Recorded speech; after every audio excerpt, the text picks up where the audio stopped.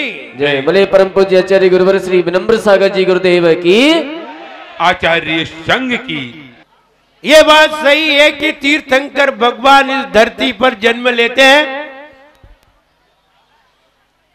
लेकिन तीर्थंकर बनने के बाद उनके वैराग्य का निमित्त क्या होता है, ये उन्हें खुद भी नहीं पता होता है। कैसा दृश्य मेरे सामने आएगा और हमें वैराग्य होगा और हम संयम को धारण कर लेंगे। कहा तो वे नेमिनाथ भगवान बारात लेकर के गए, जरा सी बात छुप गई और छुपने के कारण वो बारात लेकर जाने को तैयार हो गए और कहा एक जरा सी जीवों की पीड़ा को देखकर, जरा से जीवों की पीड़ा को देख करके उन्होंने ये मन बना लिया कि इससे तो अच्छा है कि हम संयम को धारण कर लें। अगर ऐसे कार्य में इतनी हिंसा होती है, इतना पापाचार होता है, तो इससे तो अच्छा है हम इससे बचें और संयम को धारण करके क्यों ना मोक्ष मार्ग को प्राप्त करें। हर किसी में ये भावना नहीं हो पाती।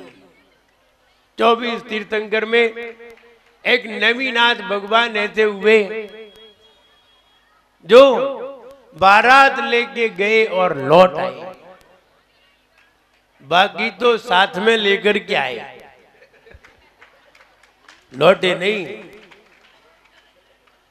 एक बेरिंग चिट्ठी की तरह नेमिनाथ भगवान गए, बेरंग वापस होकर के लौटे और लौटे नहीं, दोबारा राजमहल में नहीं आए, सीधे गिरनार के ऊपर चढ़ गए।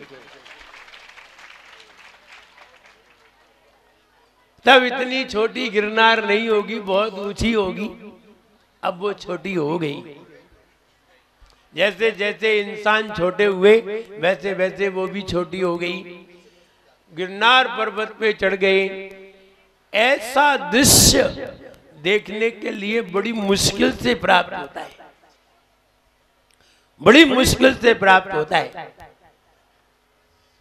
वे नेमिनाथ भगवान जैसे जम्बू स्वामी शादी करके आए और उन्होंने कह दिया था कि अगर शादी हो गई तो हम उसके दूसरे दिन दीक्षा ले लें। अब ऐसे एकाध होना बहुत मुश्किल है जम्बू स्वामी जैसे। उनकी 8 कन्याओं के साथ शादी हुई, राजकुमारियों के साथ। यहाँ एक के साथ होती तो वैराग्य नहीं होता। वे एक पुष्पढाल मुनि भी हुए, न जाने कैसी मिल गई वो भाई की चिंतन में लगे रहे 12 साल तक। तो कहने का मतलब ये है कि कैसा वैराग्य होता है, कौन सी शक्ति अंदर पैदा होती है जब किसी व्यक्ति को सब कुछ त्याग करने का भाव पैदा हो जाता है। ये वाला भाव आज आपको देखने को मिलेगा। कितना विचित्र भाव है कि कहां व्यक्ति बारात लेकर के जा रहे हैं और कहां वन की ओर चल दें और सब कुछ छोड़ करके चल दें। अभी सब पाने की इच्छा थी और अब सब छोड़ने की इच्छा हो जाए। क्या बीच में विचार आ गया, उन पीड़ित जानवरों को देख करके उन नेमिनाथ भगवान के मन में ये विचार आ गया कि अब तो हम संयम धारण करेंगे। और मुझे लगता है जैसा नेमिनाथ भगवान के मन में विचार आया, ऐसे ही जे वाले नेमिनाथ के मन में विचार ना आ जाए।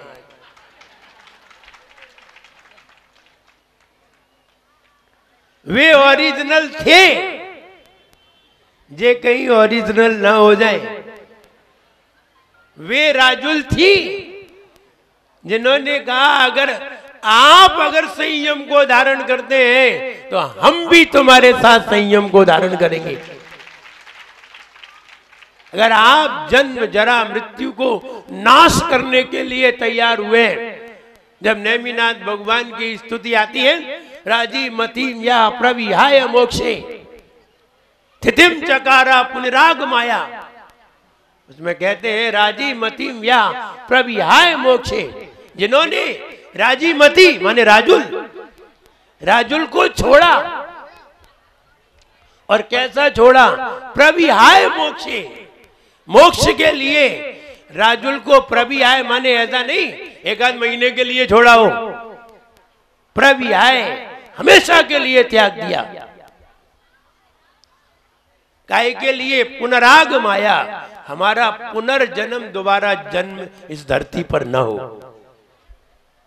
राजी मतीम या प्रविहाय मोक्षे स्थितिम चकारा पुनराग माया सर्वेषु जीवेषु दया ददानस, और सभी जीवों के लिए, सभी जीवों में दया को धारण करते हुए उन नेमिनाथ भगवान ने राजुल को छोड़ दिया, जीवों की हिंसा ना हो जाए। तम नेमिनाथम प्रणमामि भक्त्या, उन नेमिनाथ भगवान को मैं भक्ति पूर्वक प्रणाम करता हूं। सारी दुनिया ने उन्हें प्रणाम किया। वे लेकर के बारात लेकर के घर में आ गए तो एक भी प्रणाम नहीं करता, और उन्होंने बारात को छोड़ दिया तो सारी दुनिया उनके चरणों में प्रणाम करने के लिए पहुंची। हम तो तुम्हें सीख दे रहे हैं, समझा रहे हैं तुम्हें। अगर घर में घुस गए तो एक तुम्हें सलाम करने तक नहीं आएगा, और छोड़ के चले गए तो सारी दुनिया प्रणाम करेगी।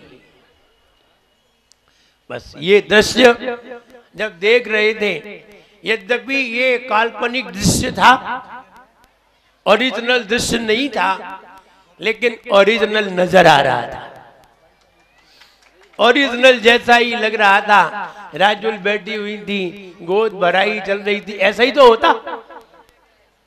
अगर राजुल होती तो ऐसा ही होता, बिल्कुल वैसा ही। वो गोद भराई और हाथी पे बैठ के आना, कीड़ा करते हुए आना, सखियों के साथ आना, तो वो सब दृश्य बिल्कुल वैसा ही नजर आ रहा। सोच रहे थे ऐसा ही तो तब हुआ होगा। इसीलिए तो आप इतनी ऐसी अवस्था में इस दृश्य को देखने के लिए बैठे हो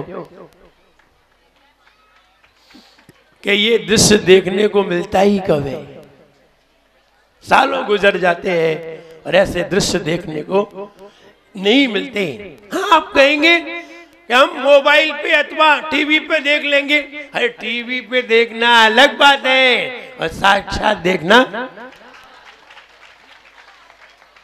पिक्चर और पंच कल्याणक में यही अंतर है। पिक्चर अगर साक्षात देखी जाए तो बेकार लगेगी, और पंच कल्याणक टीवी में देखा जाए तो बेकार लगेगा। इसे साक्षात देखना चाहिए। ये दोनों में यही अंतर है। पिक्चर जहां बन रही है वहां देखोगे तो पगला जाओगे, इसलिए बनी बनाई देखो, और पंच कल्याणक टीवी में देखोगे तो खोपड़ी खराब हो जाएगी। इसे तो साक्षात अपनी आंखों से देखो। यही दोनों में अंतर है। सभी लोग उस दृश्य को देख रहे थे। मैं भी उस दृश्य को विचार रहा था जो पूर्व में हुआ होगा। हम तो उसको विचार रहे थे। तो कहने का मतलब ये है, आप सभी लोग वो दृश्य देख रहे हैं। मेरा सबके लिए खूब आशीर्वाद है। जय जय गुरुदेव। ऐसे दृश्य को देख करके हमारे मन में ऐसे विचार आए कि हम भी राजुल बने, हम भी नेमिनाथ जैसे बने। क्या आज संसार में फंस के क्या मिलना है? मकड़ी का जाल है, संसार का जाल। जो लोग फंस गए हैं, जो लोग नहीं फंसे हैं, वे लोग फंसे फसायों से पूछें। जो नहीं फंसे हैं वो फंसे लोगों से पूछें कैसा लगता है। सुधीर कह रहा हूँ बहुत ही बुरा लगा थे। भाई साहब महाराज जी बुला रहे, महाराज जी बुला रहे।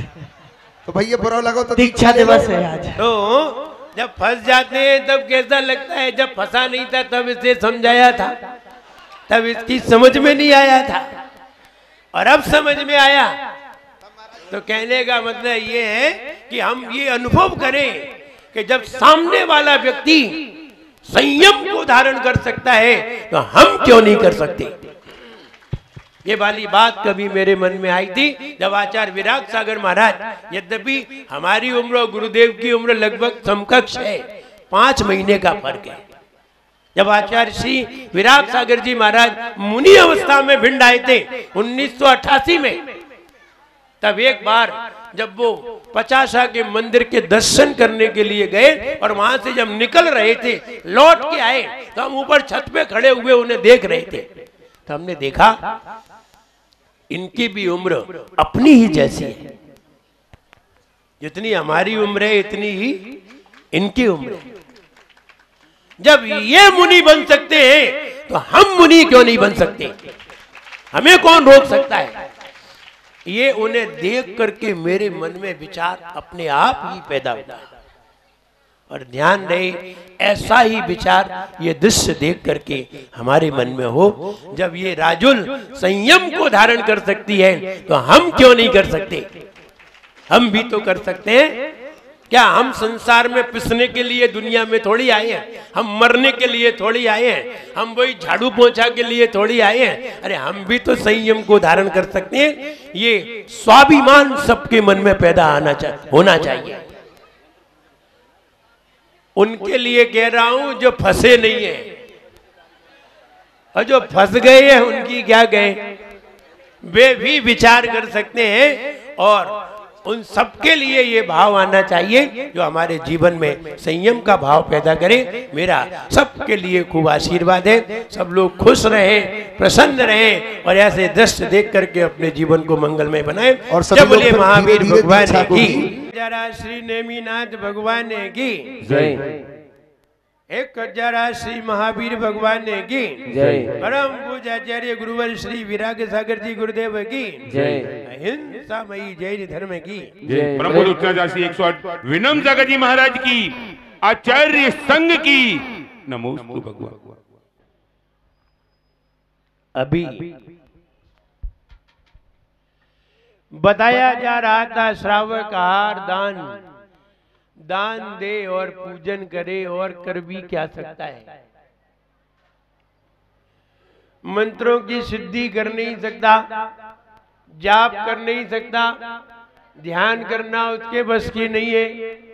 आखिर 2 ही कार्य कर सकता है, या तो दान दे सकता है अथवा पूजन कर सकता है।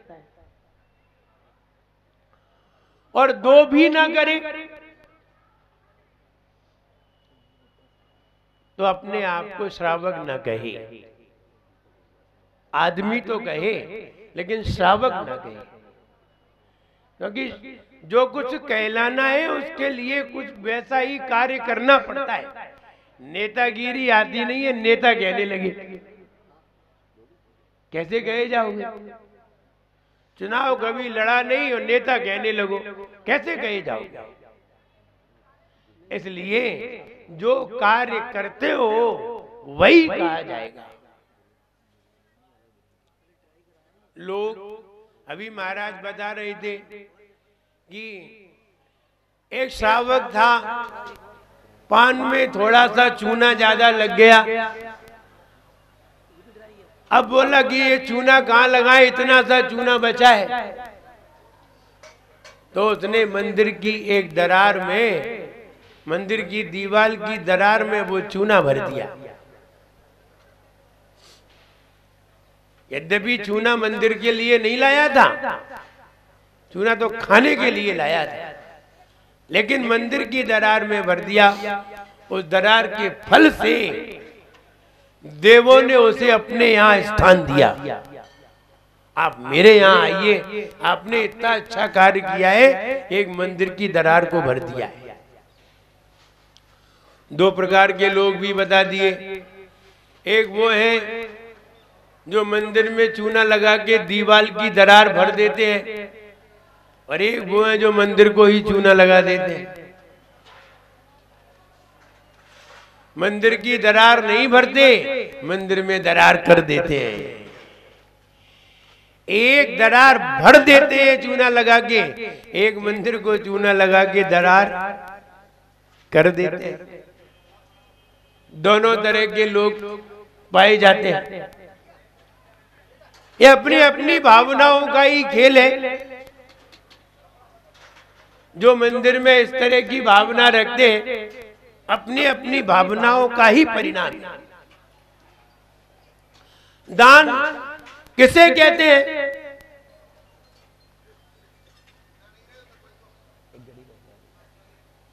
दान किसे कहते हैं? अपनी द्रव्य को धर्मार्थ देना दान है।